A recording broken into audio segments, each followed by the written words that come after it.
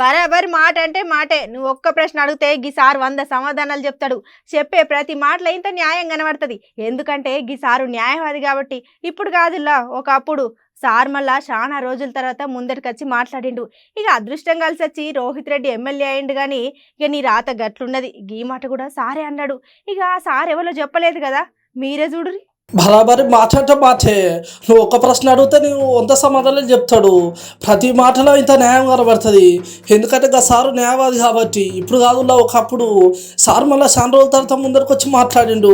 ఇక అదృష్టం కలిసి వచ్చి రోహిత్ రెడ్డి ఎమ్మెల్యే అయింది. కానీ రాత గట్లున్నది. ఈ మాట అన్నది ఎవరో కాదులా, దుబ్బాకి ఎమ్మెల్యే రఘునందన్ రావు సారు.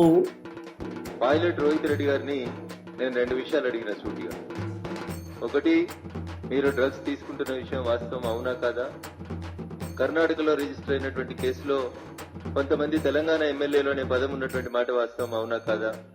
దాని మీద మీకు నిజంగా నిజాయితీ ఉంటే మీరు నిన్న భాగ్యలక్ష్మి అమ్మవారి దగ్గరకు వచ్చినప్పుడు నేను డ్రగ్స్ తీసుకోవట్లేదు అని ప్రమాణం చేస్తే బాగుంటుండే, గాని నాకు డ్రగ్స్ కేసులకు సంబంధం లేదు అని ప్రమాణం చేస్తే బాగుండేది.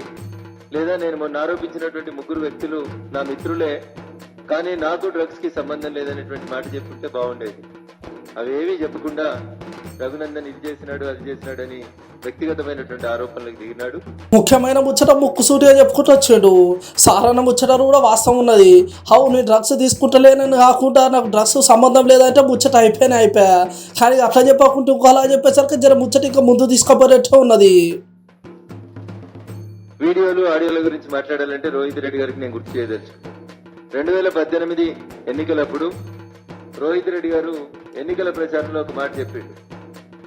దొరలు తిరిగే కారు కావాలన్నా, అన్నం తినే చెయ్యి కావాలన్నా అని అడిగిండు. మీకు అందరికీ ఆ వీడియో ఇప్పుడు సర్క్యులేట్ చేస్తాం.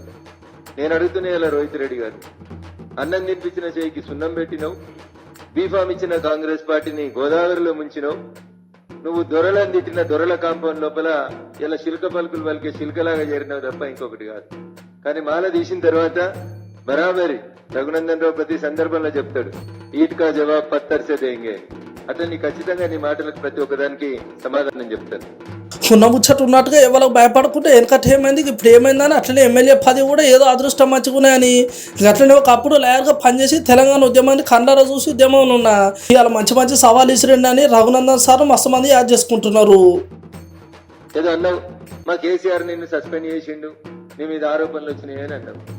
ఇవాళ కాదు మిస్టర్ రోహిత్ రెడ్డి, 2013 మే 13వ తారీఖు రోజు నేను మీడియా మిత్రులందరి సమక్షంలో బషీర్బాగ్ లో ప్రెస్ క్లబ్ లో అడిగిన, నేను నా మీద వచ్చినటువంటి ఒక్క ఆరోపణకైనా నీ లోపల చిత్తశుద్ధి ఉంటే నిజాయితీ ఉంటే నిరూపించమని అడిగిన.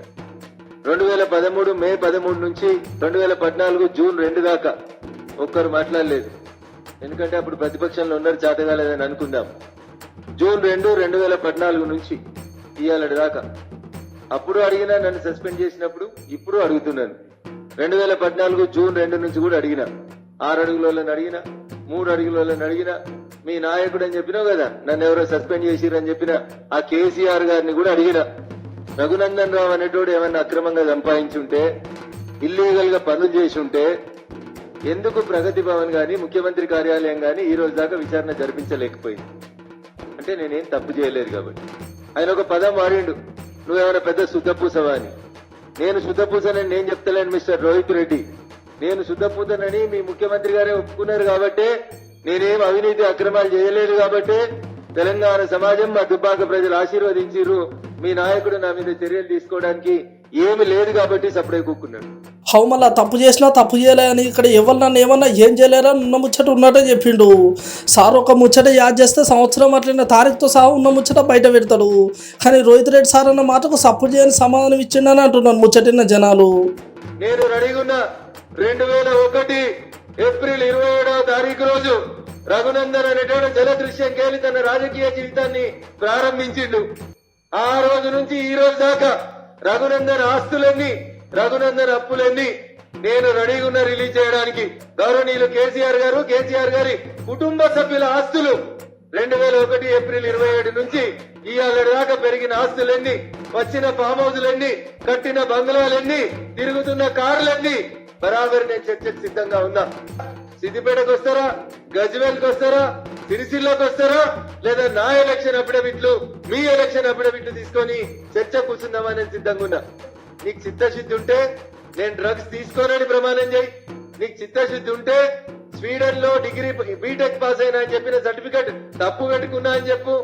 నేను ఇంటర్మీడియట్ పాస్ అయినా అని చెప్పు.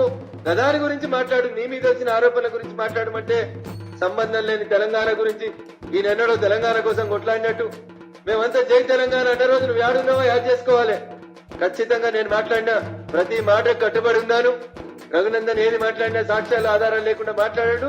అగో సార్ గట్టిగా మాట్లాడుకుంటా మంచిగానే గర్వమైండు. కానీ సార్ అన్నట్టు చర్చ సిద్ధమని సిటికలు వేసి అంత సేపులో ముచ్చట చెప్పిండు. సార్ ఏదన్నా ఆధారాలు అట్లనే సాక్ష్యాలు లేకుండా సప్లై చేయడు. మరి సార్ గంతకన్నా గట్టిగా చెప్పిండు కాబట్టి మీరు కూడా మరి చర్చకు సిద్ధం కావాలని అట్లనే ఇవ్వలేదని బయటపడుతుందని అంటున్నారు తెలంగాణ పబ్లిక్.